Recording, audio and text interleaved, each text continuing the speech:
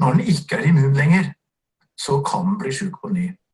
Men det ligger inn i fremtiden å få kunnskap om, fordi akkurat nå det veldig tydelig at de som har vært alvorlig syke, de blir sannsynligvis immune.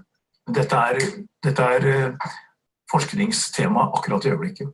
Da har vi et siste spørsmål fra Bahare Viken. Fyr løs, Bahare.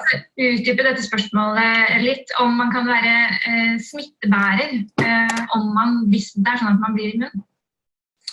Hvis du immun, da har kroppen tatt kontakt.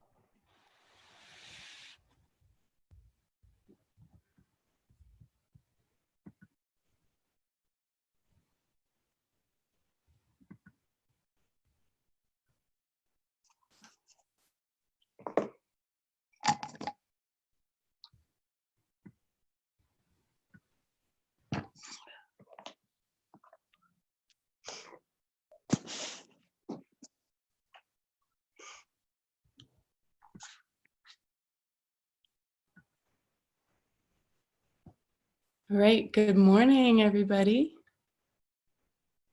It's really great to see some of your faces, some familiar and some fresh and new. And people are still logging on, so I wanted to start with just a brief meditation, and then people can join that as it's happening. Hi, Leela. Hi, Finlay. Now, yes. So I'm gonna mute everybody and just I'm gonna give some really simple instructions for a meditation for us to just get centered and grounded, and use this time however you like. If you have a different technology for just becoming present, go ahead and do what you like to do. And then we'll get started with the reading in about 5 minutes or so. So go ahead and find a comfortable position for you. So that can be sitting upright, it can be laying down, it can be standing, whatever your physical body wants right now in order to feel both awake and relaxed. So for me, usually that's a long spine, whether I'm sitting or laying down. And then go ahead and take this next moment to shift something so you can get just a little more comfortable. Yeah, you can rock your spine side to side, deepen your breath, allow your eyes to close or just soften your gaze.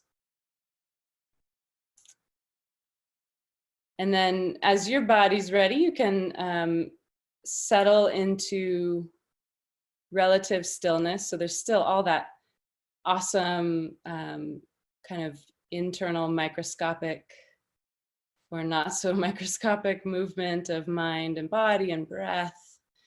but the container of the body is nice and still.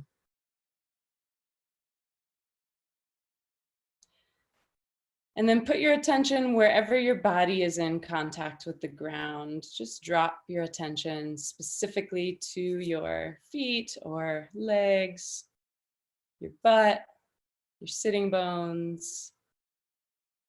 Let your attention descend and let your breath deepen as your attention descends. And take about 3 to 5 of your own breath cycles.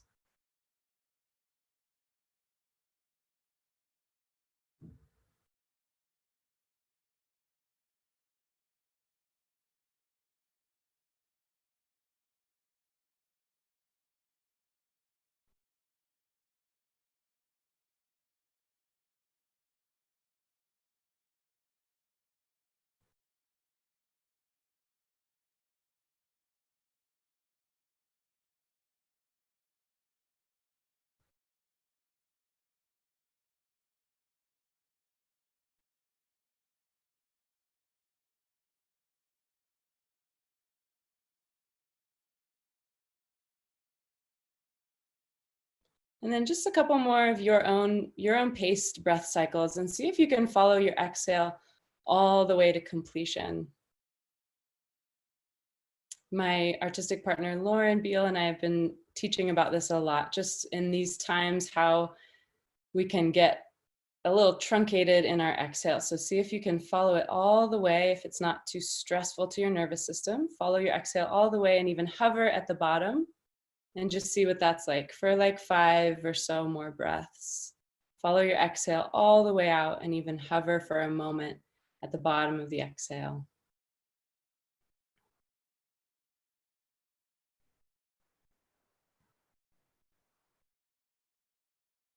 And then you can allow your inhale to just be completely natural. It just completely naturally arises from that bottom of the exhale. A couple more like that.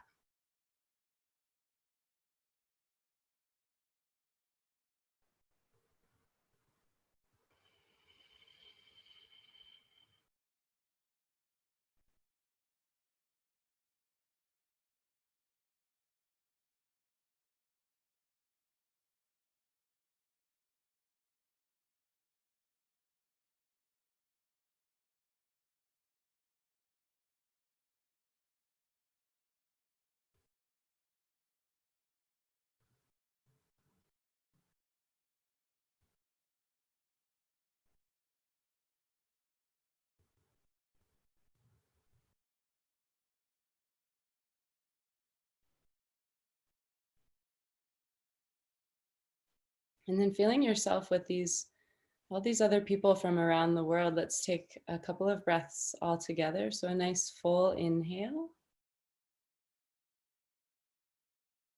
And then an open mouth exhale. You can release a little sound if that feels good.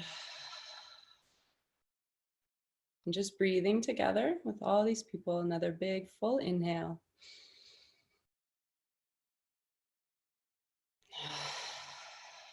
And then last one, let your hands come somewhere on your own body. So that can be your heart and your belly or your thighs for grounding, just giving your own self some nice human, real, honest touch. And then one more deep breath in all together. And open mouth exhale.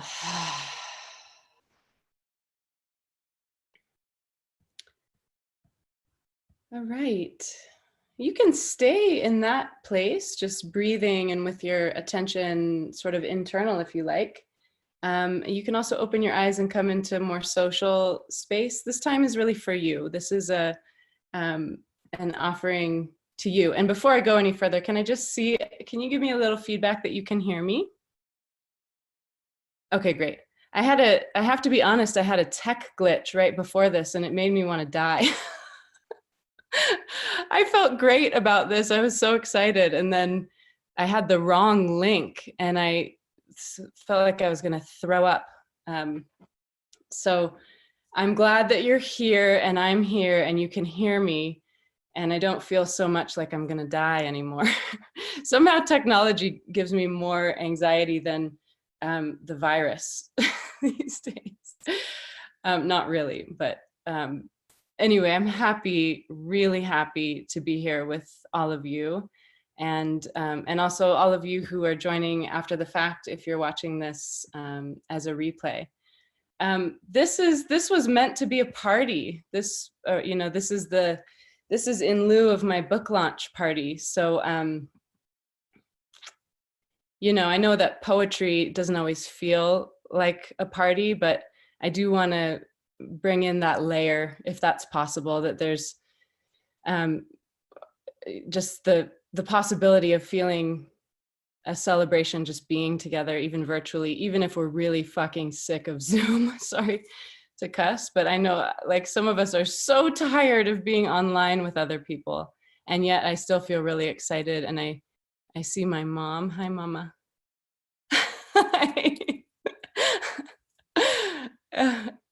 I can't hear any of you. I have you all muted, but yeah. And I just before I dive into reading any poems, I was really, really moved and inspired last night, accidentally. I watched the Dave Chappelle documentary on Netflix, where he received, do you all know who Dave Chappelle is? Yeah, he's an American comic that's been at it for like 40 years. Like he started comedy when I think he was like 8 years old, or I think he had his first formal stand-up gig when he was 14, and he's just like a genius, and he was hilarious from the start, and his career took off, and then he had the Chappelle Show. And anyway, he received the Mark Twain Award from the Kennedy Center, which is the highest in the United States. That's the highest award for American comedy. Christiane's saying, yeah, that was so good. Yeah, my husband and I just started it like kind of on a whim at midnight last night. And, you know, an hour and a half later, I was like, thank God for the arts. And specifically for me, I've always had a weakness for comedy.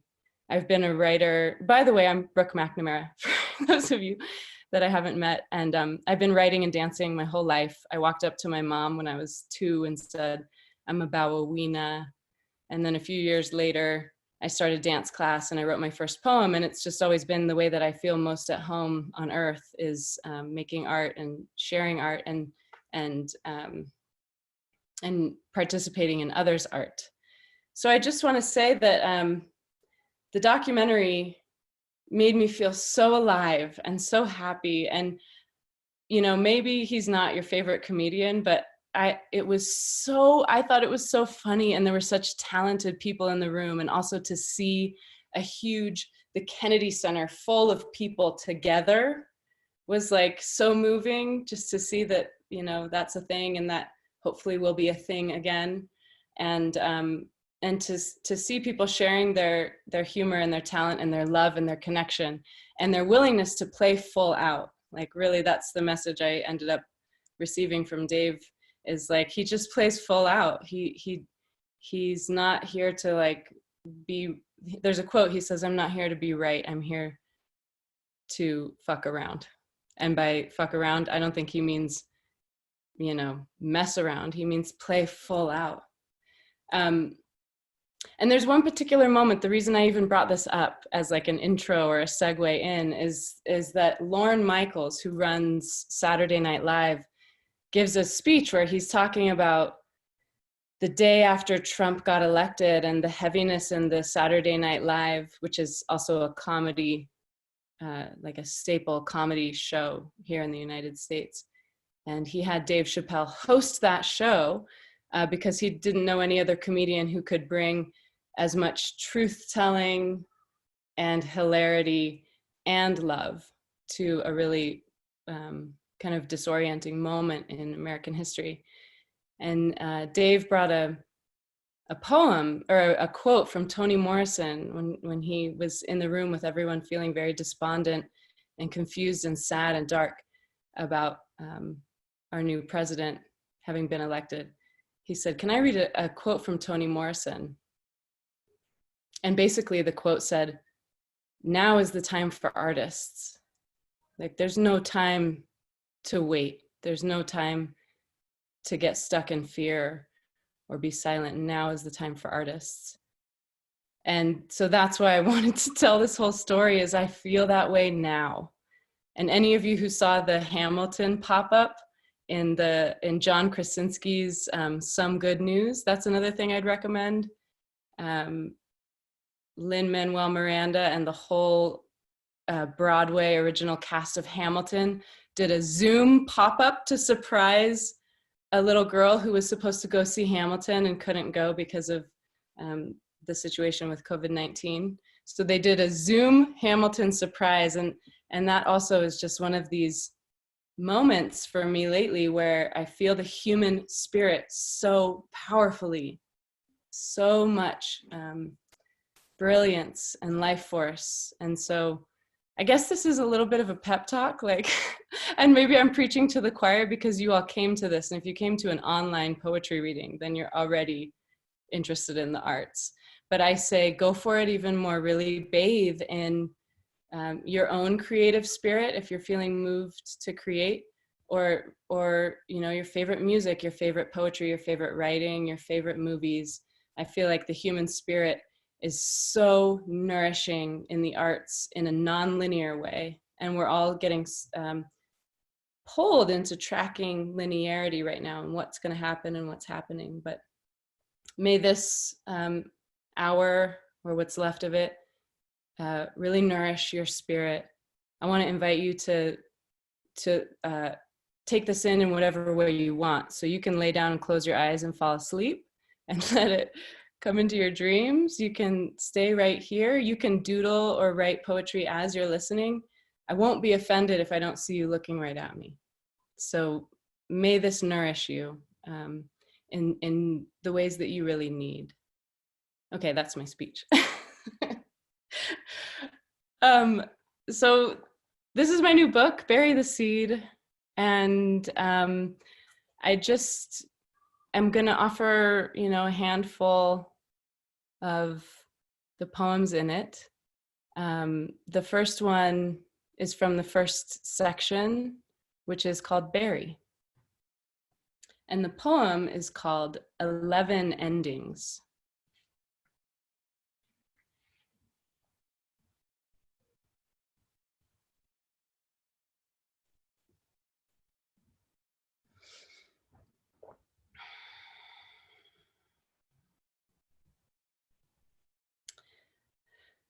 "11 endings.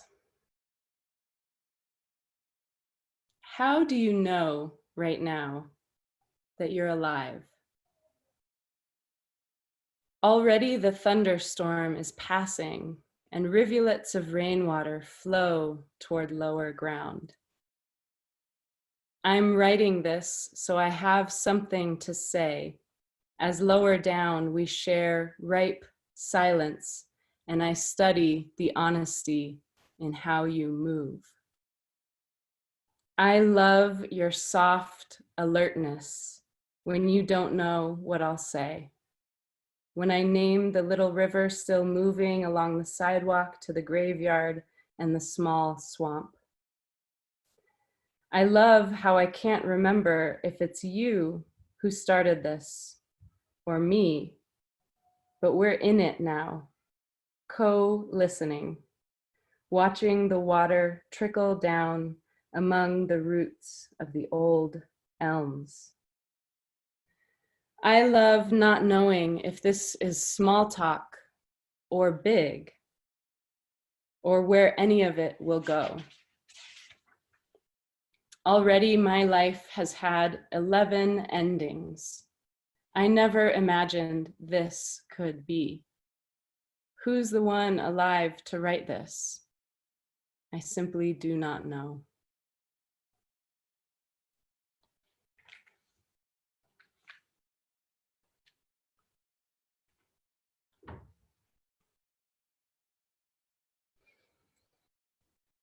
All right, this next poem is called Failure Poem, and it was an assignment that I gave to an online writing class. Thank you, Dido. And so I figured I should try it, and it made me, then of course think what makes a poem succeed. And I realized that my bias that I'm always carrying is that a poem succeeds if it connects, if it somehow offers some kind of connection between the writer and the reader, which transcends time and space, which I think is just so cool and magical, that we can read poetry by poets who are no longer alive or who live across the world and feel so close, even have moments of like one mind, So that's my bias, that a successful poem will do that. I know not everyone thinks that, but that's my bias. A successful poem offers connection. So I wrote failure poem as a way to try to not connect. And you can tell me if it failed or succeeded. So this is called failure poem. Let's not let this poem work. Fire it before it begins. Do not be moved at any turn. Sit unchanging at every sound. Resist receiving. Build that brick wall. Strengthen your antibodies to any virus of aliveness desiring your ravishment. Refuse disruption of heartbeat, homeostasis, and current level of wonder or hunger. In particular, allow no agitation in your upper palate, diaphragm, or pelvic floor. Let me not whisper a single thing, exciting or frightening, along each rib or in between each toe. Inhibit. Defend against even my soft exhale at the center of the crown of your head. Let go of my hand and fall back far inside, far away from the cacophony of contact. Tuck yourself away underneath even your deepest, most true self.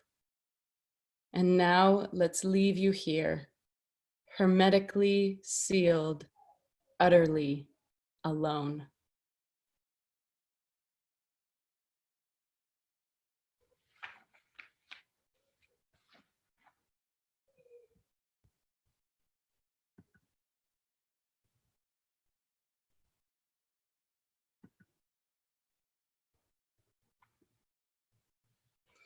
Maybe you can give votes in the chat if it succeeded or failed.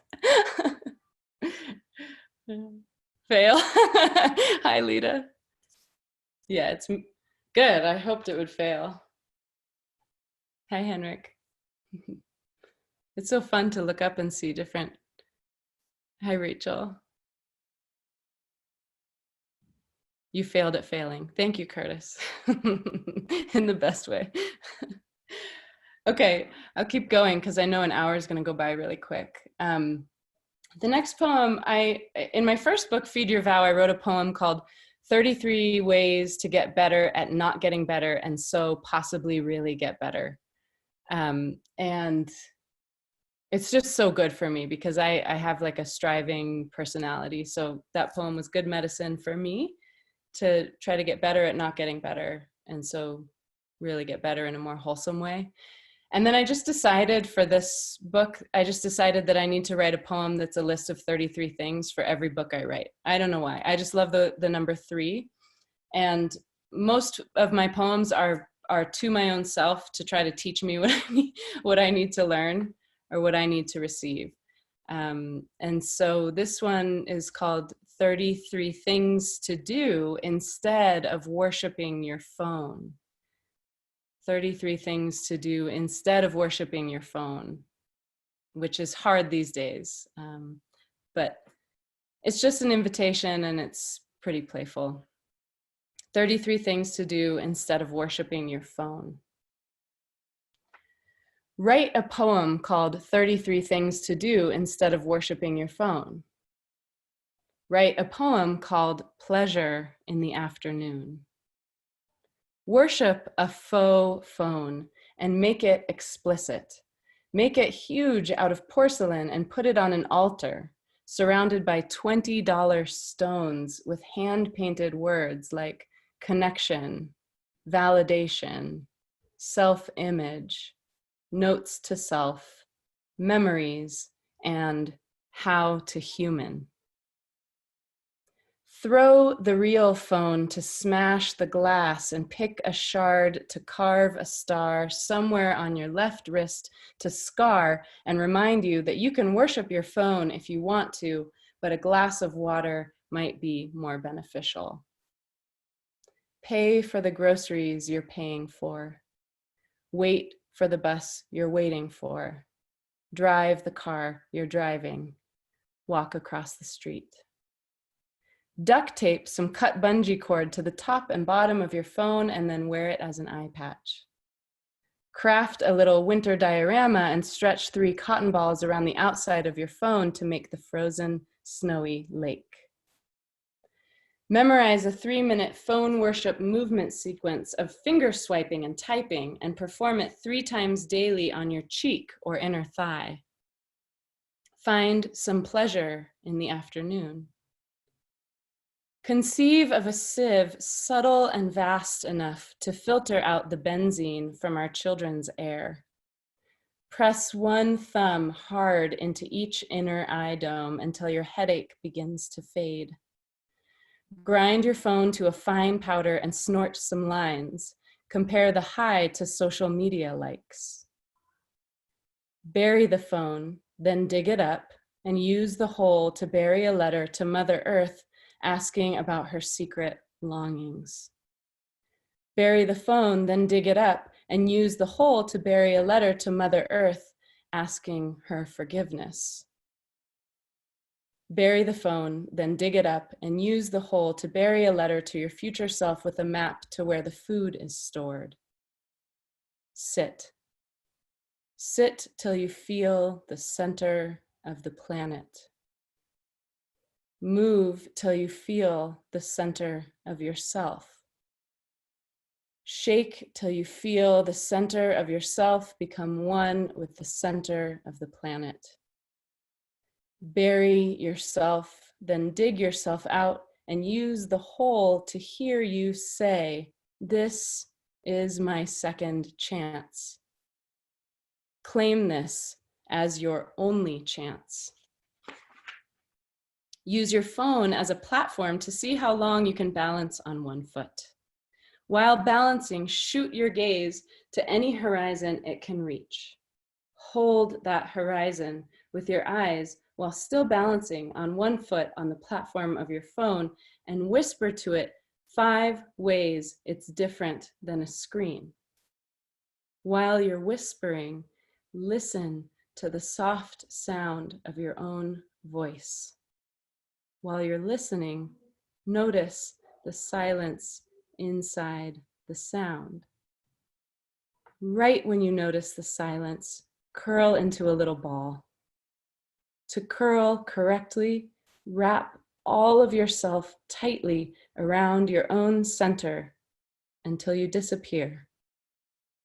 Right before you disappear, become a seed and feed yourself to the future. Feed yourself to the future in order to disappear.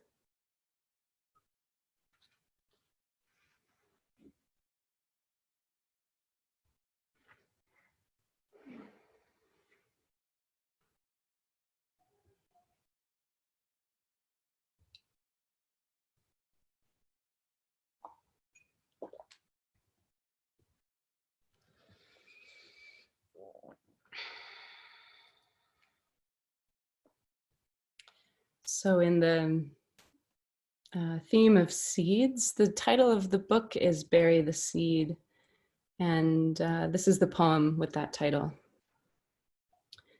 Bury the seed. Pain always teaches me to make new things, less for what the things become than for how the making remakes me brave and grateful. Early this morning, under a cobalt, cloudless sky, my steps each send instructions up to worried, humble ears. The bells are ringing. It's time you knew. In your gripped fist has always been your specific hallowed seed. Release that lifelong holding into open hands and hear, exactly as you already are. Break ground, dig down, and simply, faithfully bury the seed. In the moist, eternal darkness, let life split open and become.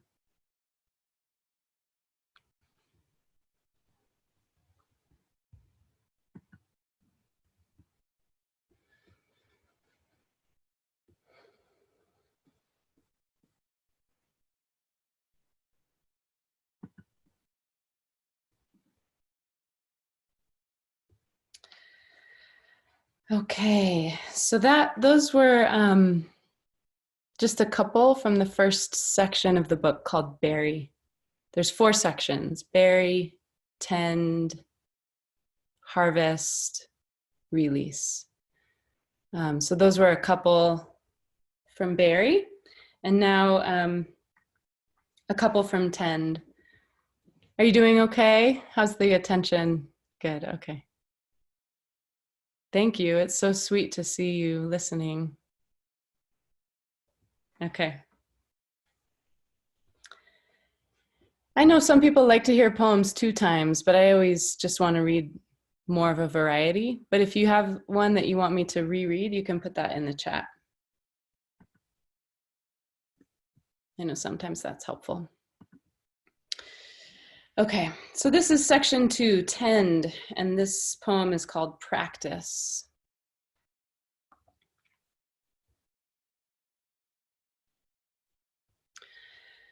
Last night, I was hoping to make love to my husband after we got the boys to bed, but instead, we laid down on the couch at 8:45 and fell asleep. I dreamed then that I was dancing in the dark in my childhood kitchen, and someone was taking a series of pictures, adding a filter with a soft red blur. My husband's dead grandmother, LaRue London, was there, more like the atmosphere than anything, and she was teaching me that the hardest thing about dying is trying to say, I love you, one last time while suffocating. The only reason I remember this is because at 10:23 we were blasted awake, much to my shock and terror, by a toy dog barking and rolling around the living room. Why had it turned on? And why then? Instantly I cried because of a mother's exhaustion mixed with the severity of receiving LaRue's teaching. Today, the truth is, I am tired from the constant service to my 2 young boys. I wonder if I will ever get really good at this. Part of me wants to just softly sit down and crumble. But how will I ever get those last words out if I don't practice now?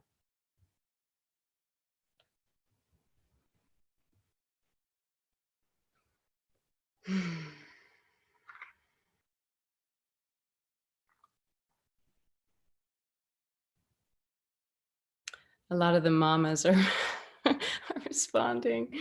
Yeah. Henrik, you raised your hand. Do you have a question? Where are you, Henrik? If you have a question, oh, blessings. If you have a question, you can unmute yourself and ask.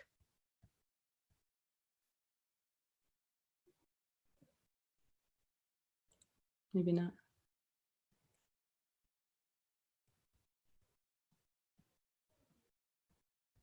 Okay. So we'll do a little bit of time for question and answer at the end, but if something comes up after a specific poem, you can raise your hand or put it in the chat. Okay, I am fine, no question, okay. All right, so a lot of these poems they're all written in the last 5 years, and none of them are from, I feel like now there's before the pandemic and after the pandemic, you know, like, and I don't have any poems from after the pandemic. I haven't wanted to write. I've just been feeling really quiet and really pulled to descend and listen and read poems by poets I love, but I haven't written anything and I don't feel any pressure to make myself. But some of these poems are response to politics in our country, or metabolizing grief around climate change. And so somehow they do align for me. When I look back at them, they do align with this particular time. And this is one of them, Consecrate. I wrote this before Trump was even elected. It was like just during the time leading up to the election was so tense in the United States. And I wrote this poem to like work out some of that tension in myself, but somehow it doesn't depend on that context. I feel like this poem is also about the tension right now. And it's called Consecrate. Consecrate means to make something holy by naming it so, using language to make something sacred. Consecrate. I know life is consecrated through me by a sudden act of declaration, the capacity to describe reality, but more so envision it. I know a felt sense of the wilderness of potentiality in love with the very weight we currently embody. Our birthright is to open within tension to the upswell and fervor of what's never yet been. Our birthright is to open within tension to the upswell and fervor of what's never yet been, to bear the load of not knowing the next surface or form and still keep each other awake, to clarify what it is we long for most, and then become that longing with all our strength and all our surrender, while it does with us what it will.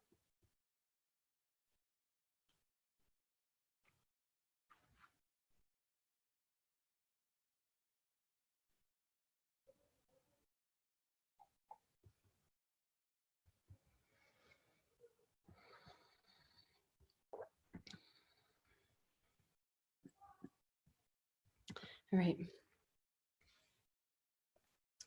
So I've always been drawn to poetry that includes the personal, and I sometimes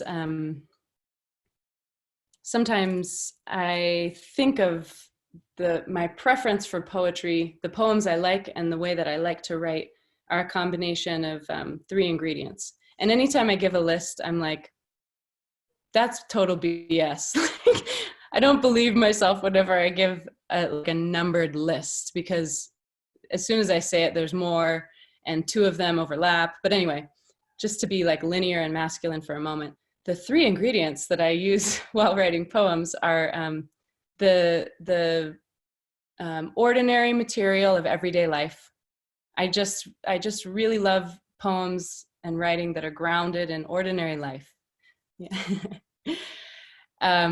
And then also, maybe because I'm a dancer, I don't know, but I love poetry that I feel like it comes from my body or that it speaks to my body. So sometimes I say that I write from the landscape of sensation.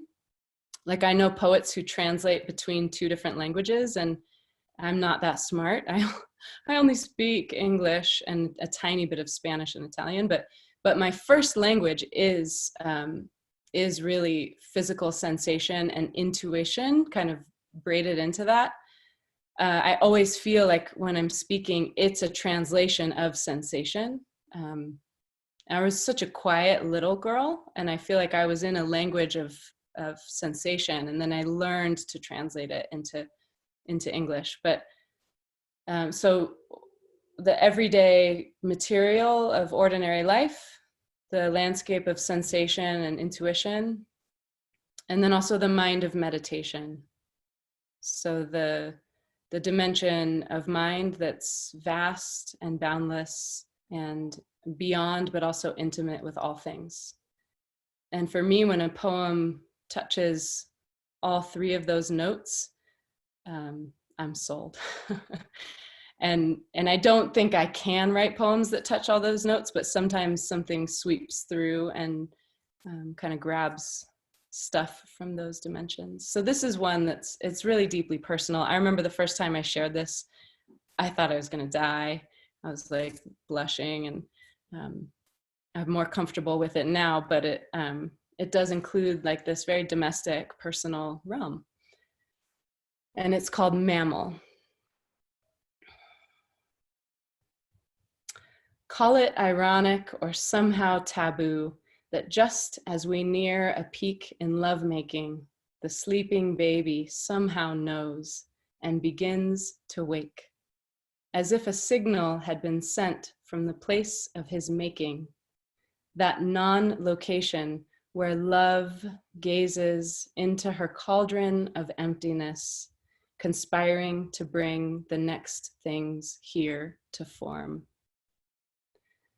And so tonight, in the center of our shared radiance, the pleasure waves stilled in awe around our cocoon of union, our skin rippling with heat and light, our little one calls from across our home. So I must quickly navigate back to a different function inside myself, a different intimacy, rush across that little divide from lover to mother and gather the bundle to my warmth and breast. However boldly awareness reclaims us as infinite, the movements of our life are still embedded in this world of mammal. I nurse Orion while still tasting the residue of our ecstasy, bathing in these distinct and various flavors of how we all love each other home through flesh and blood.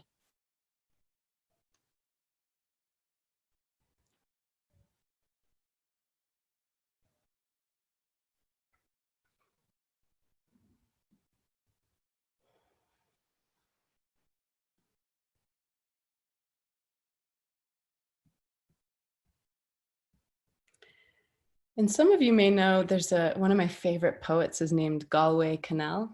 He's no longer alive, but I was obsessed with him in college. He was an Irish American poet, and he has an amazing, iconic poem called After Making Love, We Hear Footsteps.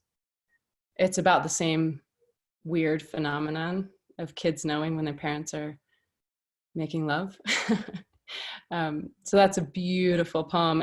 I sort of forgot about it while I wrote this, and then after I wrote this, someone pointed out that they were similar, and I was like, well, sorry. It's in the ethos.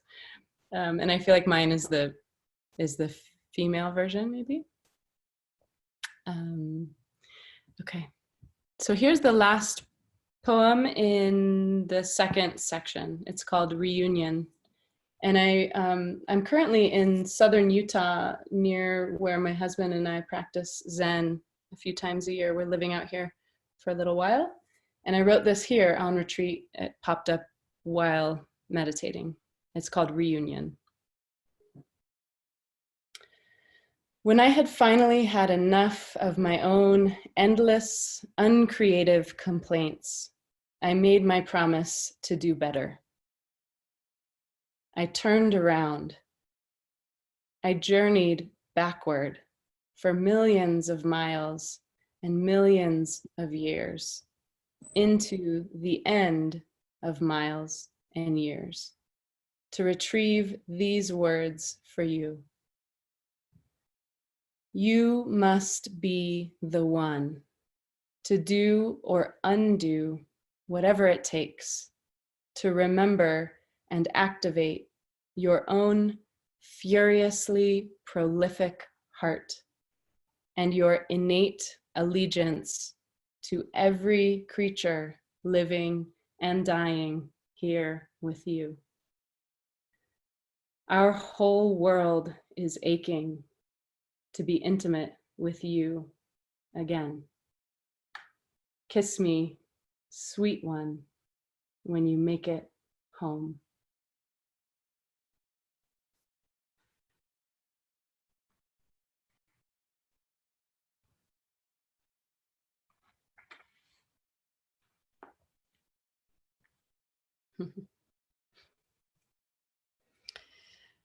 The third section of the book is harvest. So bury, tend, and then harvest. And this is the first poem in that third section, harvest. It's called To the Ancient One. After I sent you away, I found your bright thorn growing in my throat. Shocked by the piercing when I bent my head to pray, I jumped to hunt the salve anywhere possible outside myself. But last night, by accident, I prayed so strong, it punctured, penetrating the center here, and the holy serum flowed from the inside. Finally, I know this. You did not send the pain to punish, but to beg my head to bow more deeply into this flood of brilliant self-love.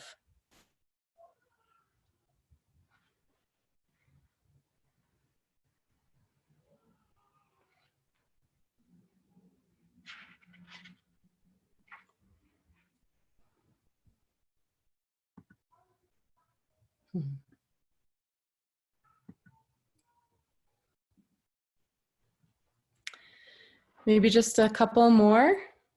Is that okay? Okay. All right. Thank you, Lita.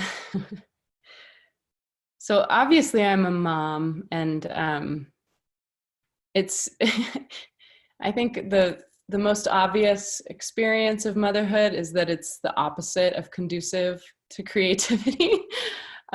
Just because these little ones need and want so much of our attention, right, Julie?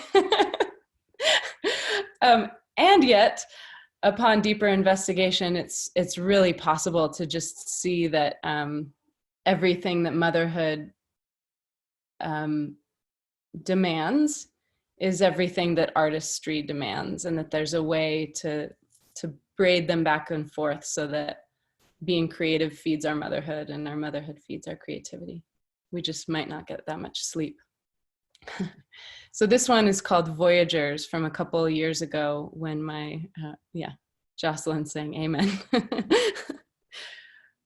This is when my oldest boy just turned 6 last Friday. This is from when he was 3. It's called Voyagers. I noticed the emphatic nose picking of my 3-year-old, London, as I read him these lines.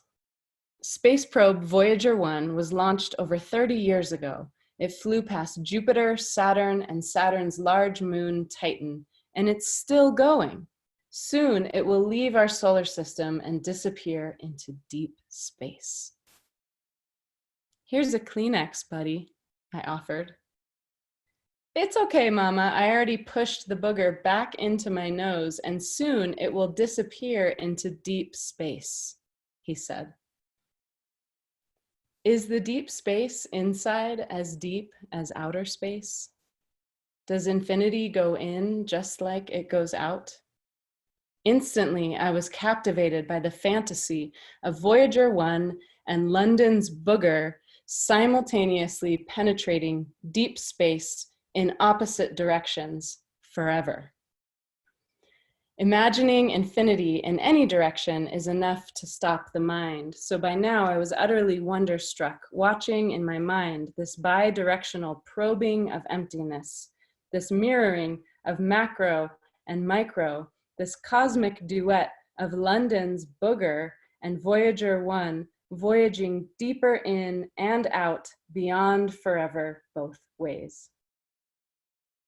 But the deepest secret I can never tell is how these two unique vehicles did not voyage forever apart, but instead eventually arrived at opposite sides of the same horizon, where all infinities ultimately meet, in a love too blazing for our human eyes to survive, in a beauty so crushing most of us forget to remember. And how this place, where London's booger interpenetrates Voyager 1, where everything intermingles with nothing, is both far, far away, and at the same time, the exact center of your very own human heart.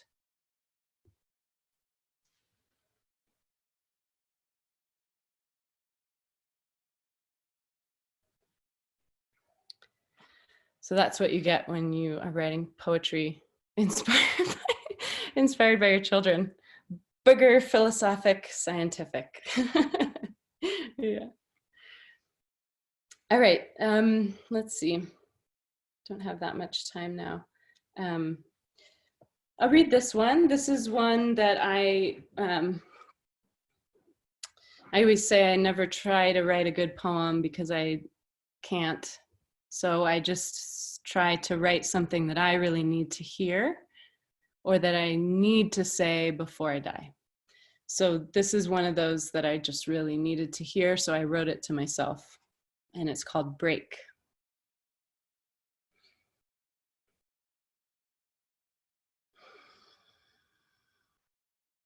Rest now.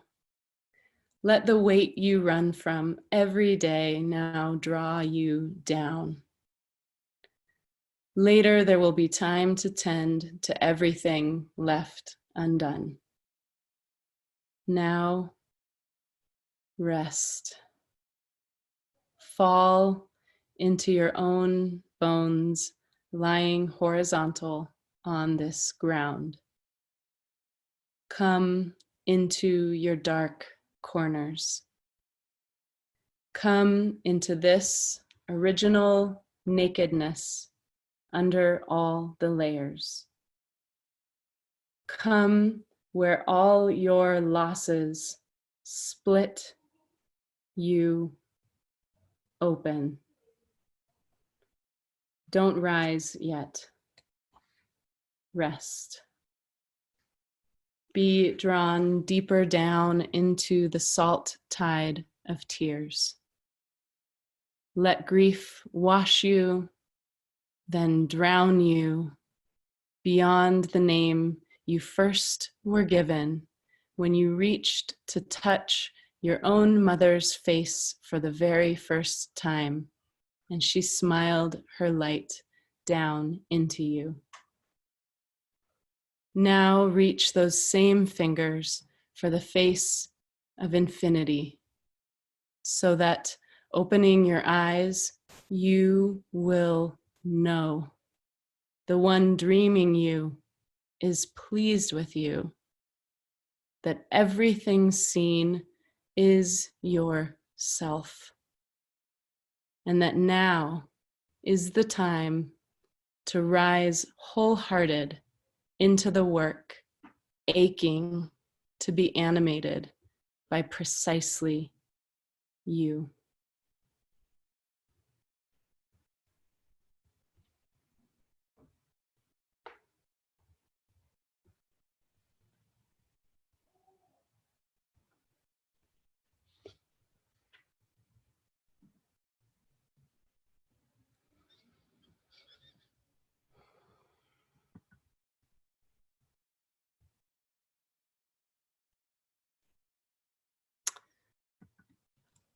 All right, we have just a few more minutes. I could do one more poem and then a question or two, or do you want to, does anyone have a question now? We could dive right into that. I know sometimes I get oversaturated listening to a lot of poems in a row. One more poem, please. Okay. Okay. Okay. So I'll finish with the last poem in the book. So that one, Break, is the first of the last section, Release. The last section is called Release. That poem was from Release, and this is the last poem of the whole book.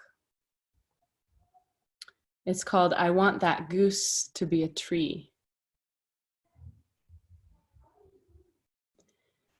Yesterday, I picked up my 2-year-old son from his first day of preschool, drenched in some post-play euphoria I'd never yet seen. His tiny eyes opened to the joyride of finger paint, lunchboxes, and songs.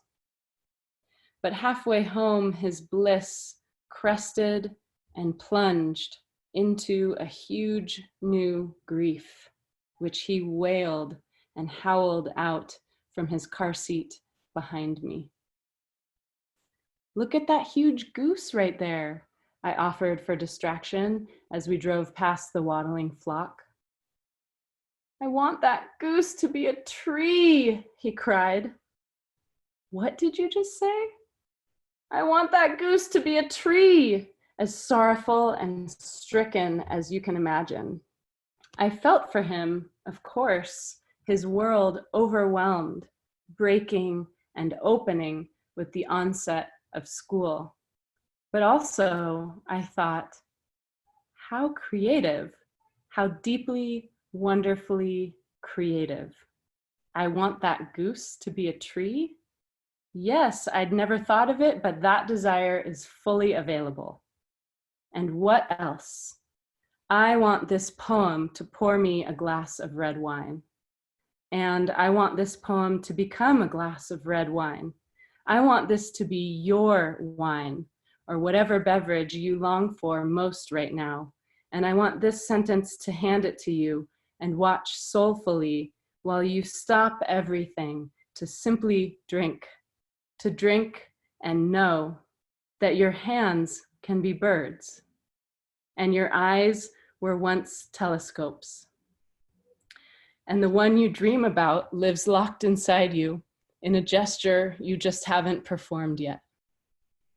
But that tree could teach it to you if you sat and listened long enough, if you let your heart suddenly touch and sound its held wail for the truth that everything is always changing and breaking and opening, that our drinks together here are almost done. I don't know why I'm crying.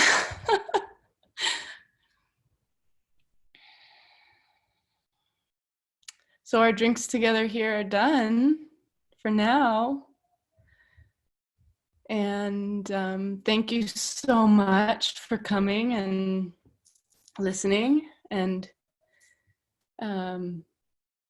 being so present. And if you have a question, I'd love to hear it now.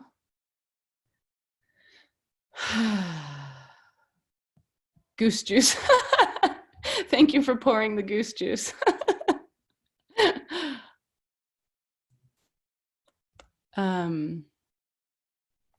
Okay, so Juliana, who's my friend from high school, says, is there something you intend through your writing, or something you search for through writing, or does writing itself connect you to hope? Just curious to hear you speak about it because I feel so much hope in your poems. Well, that's awesome. That's such a good question. Yeah, I definitely feel like, for me, one of the most valuable things in every area of life is getting clear about my intention, my deepest intention and vow. So it changes, but lately, my deepest intention for writing is connection. And that can be like, you know, really transcendent, like, oh, you know, wow, I sent my book to a bunch of early readers, and there was this amazing guy named Dustin Diperna that maybe some of you know. He's a religious scholar that studied at Harvard. He's like so smart, so kind, and he's a father now.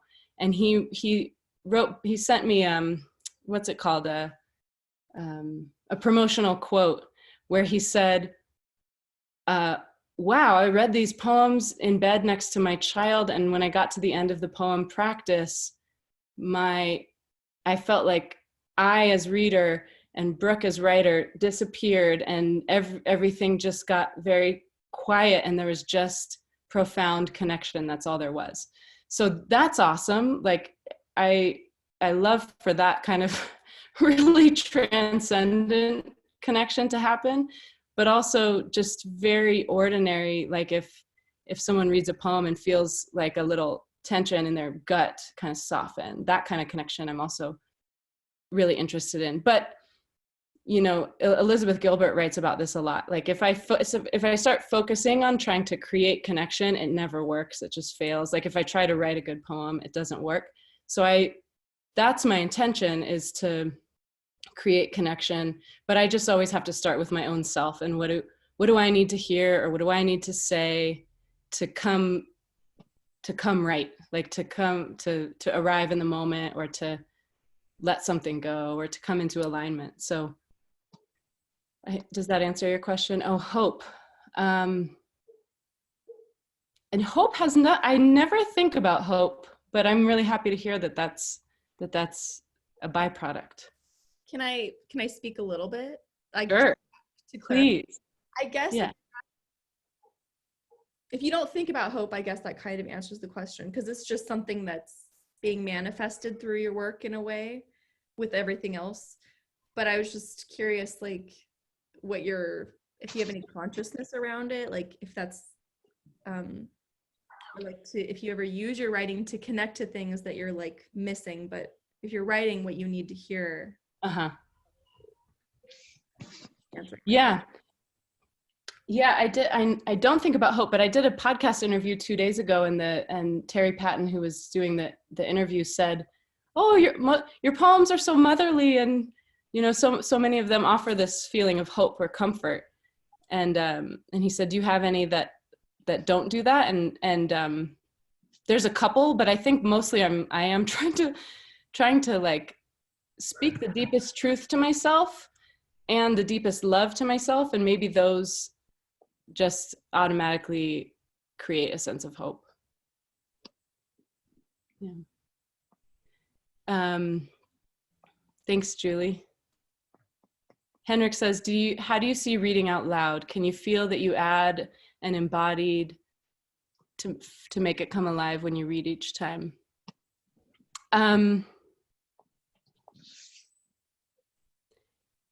That's a good question too. My friend Rachel Blackman, who's a beautiful human and theater artist, has been posting herself reading poetry online, and I'm like, I wish I could read poetry like Rachel. I was watching you read Sometimes a Wild God, and my son came running in and he said, "She has an accent." So it's, of course, your beautiful accent, but also you're trained in theater and in being, more than that, being really real and really deeply connected to your body. And I feel a bit self-conscious that I don't have that depth of training. And sometimes I wish that I was like, that I had, not that you do this, Rachel, but like when I watch Rupi Kaur, if any of you know her, she's like a performing poet, and she has something also that I really like. So sometimes I feel self-conscious about embodying the poems, but then as soon as I'm reading, I can feel things, so I just trust that. I'm not sure if that answers your question. Yeah, okay. All right, so obviously drop off the call if you need to go, and I can stay a little bit longer if there's any other questions. Rachel, I said this on Facebook, but I want to hire you to do my audiobook. Oh, that's an enormous compliment. Oh my gosh. I just want to reflect that there's something about, I feel like the way you're perform, it doesn't feel like performing, but the translation of your words into language that we can hear and see feels almost like archaeology to me. It's like this clarifying quality, and feel there's something very clear and very simple about how it goes in me that feels very true, and I really appreciate it. Thank you.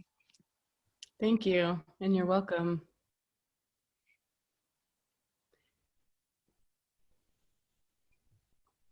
I keep hearing that I would love Andrea Gibson. I've read their work, but I haven't seen them perform. Megan Falley, nope, but I'll check it out. Hi, Jewel.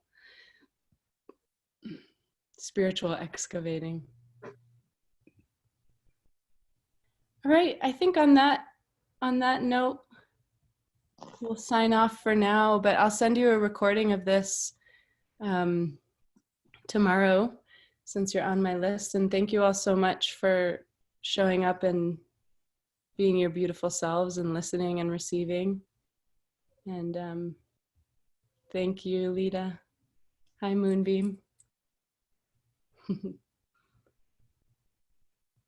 Hi, Julie's son. I can't remember which one you are. Andrew. Hi, Andrew. All right, thank you all so much. I hope you have a beautiful day, and take really good care of yourselves and your people that you're with. Thanks, Brooke. Bye. Much love.